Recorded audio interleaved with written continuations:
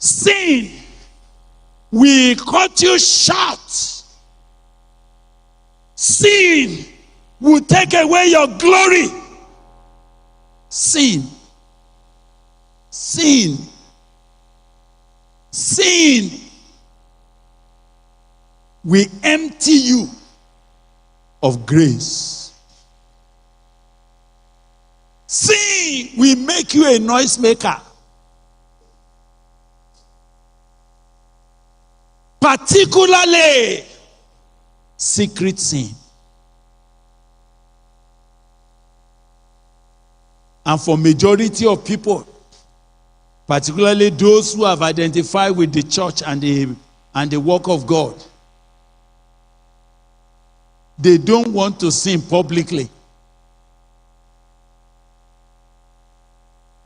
But public sin is not as powerful as secret sin.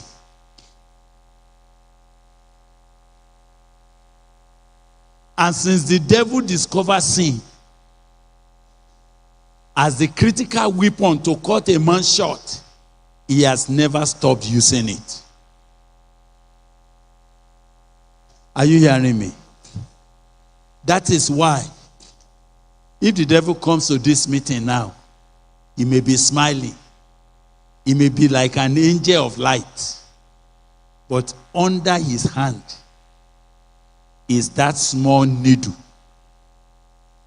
to puncture those that are blowing well, to deflate those whose tire is doing well, to cut short those that are flying. He has it. And he comes. And when he does, he will put it back in his pocket as if he has not done anything. How many of you, quietly, in the absence of the multitude, where nobody can see, sin has crept into your life? Secret sin, secret compromise, secret omissions, quiet behaviors that are not correct, things that you don't want people to know that you are involved in, and things that you can easily cover up. And sometimes Satan comes and gives you a theology that makes sin not to be anything. He said, well, grace. Grace covers everything. So that you can continue in sin. So that grace can abound. Abi? And what did God say about that statement? But he said, don't worry, don't worry. You are too precious. You know, you are now a pastor and your church is doing well. God will not disgrace you, even if you sin. Bro,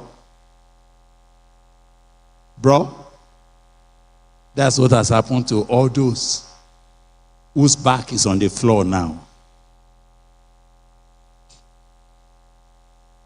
I told you a story of one old man of God. They were the first evangelists that I have heard about.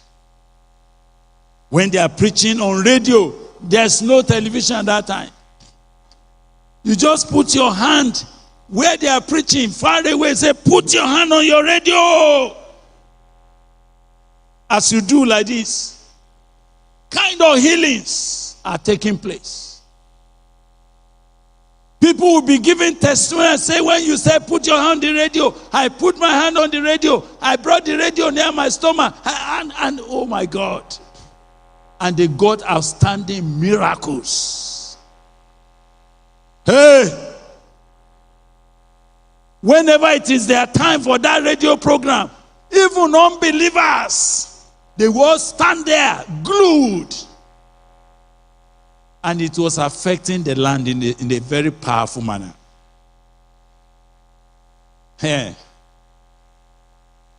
And I've been wanting to meet him because I love to go and meet men that God has used. I wanted to learn something from him.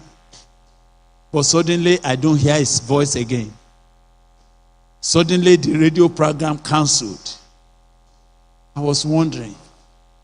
But one day, I got a letter of invitation. Brother Gbile Akanni, you are invited to come and take a message. So, and then they put that Baba's ministry name.